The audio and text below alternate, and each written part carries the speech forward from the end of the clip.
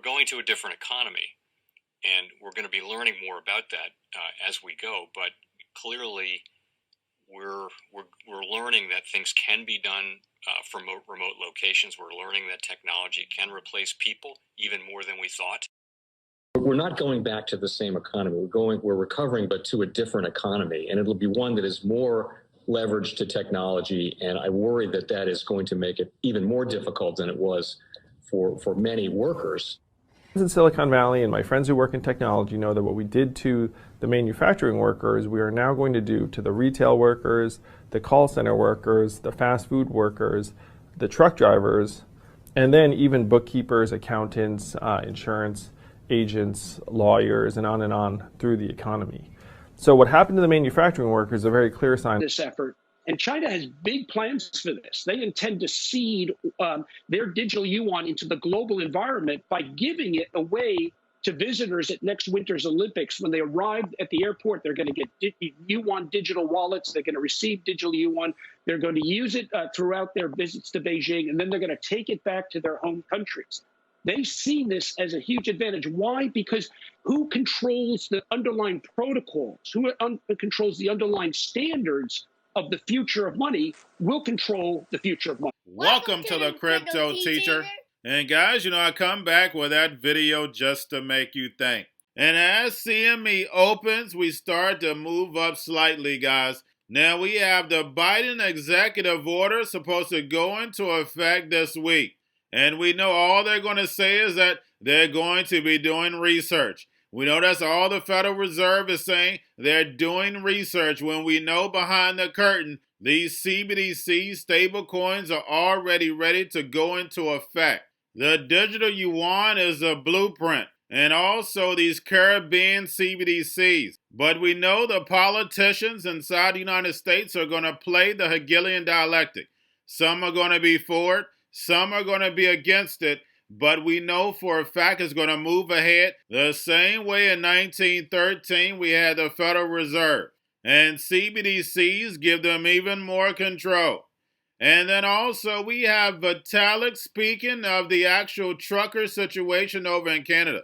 And as we can see, guys, Bitcoin and crypto get the headlines. And the New World Order is going to use any situation they can in order to put crypto's blockchain into the forefront in the masses' minds. And remember, the crypto teacher told you, because he knows when it comes to the New World Order, it's all planned out. You have a wonderful day. Been holding its breath on the details of President Biden's forthcoming executive order, which has not come out yet on the subject matter. But Yahoo Finance reporter Jennifer Schonberger got the details of that forthcoming order. Jennifer, give us a lowdown on what's going on.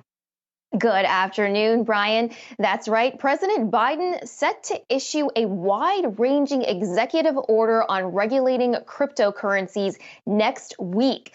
The president will direct agencies across the government to study cryptocurrencies as well as a central bank digital currency and come up with a wide-ranging government strategy to regulate digital assets, according to an administration official familiar with the matter. Now, the order reads like an alphabet soup of agencies here in Washington that will be tasked with looking into crypto. Specifically, the order will commission a study of a CBDC and ask Treasury, along with the Department of State, the Attorney General, the Department of Commerce and Homeland Security, and other agencies to develop a report on the future of money and payment systems.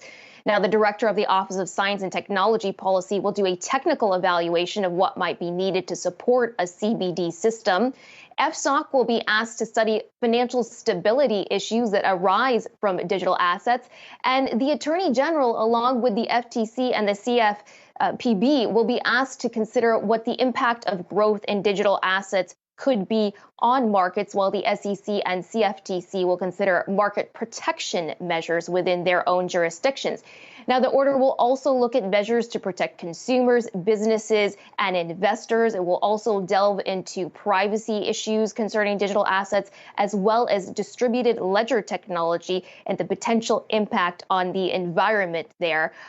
These studies will be anywhere between 90 to 180 days, and these agencies will expected to to report back to the president on this. So, Brian, a very wide-ranging effort by the White House to thoughtfully think through how to regulate crypto. The administration clearly understands crypto is here to stay and appears to be embracing that. Again, this order finally expected next week. Brian?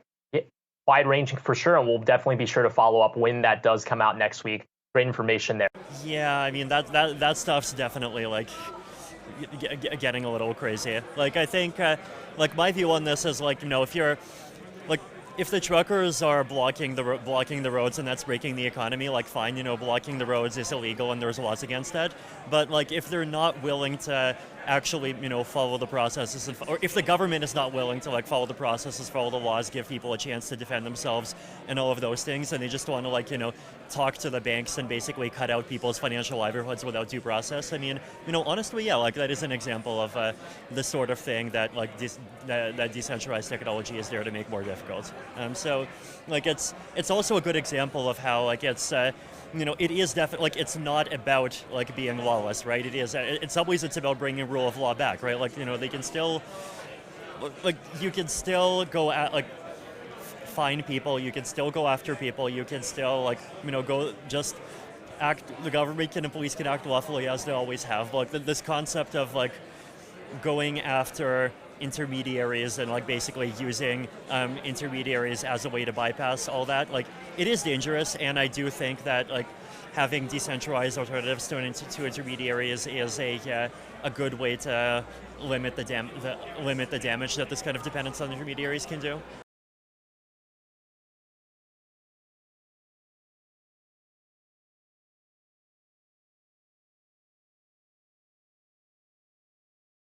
Most powerful person in the world is the storyteller. The storyteller sets the vision, values, and agenda of an entire generation to come. Steve Jobs. And guys, you know I truly believe in this. When you look at the New World Order, they're the storytellers. And that's the reason why I wrote my New World Order book. But guys, now it's time to change the current generation. And I wrote 3 kids' books. You know, I love the Trinity because I understand the power that's in it.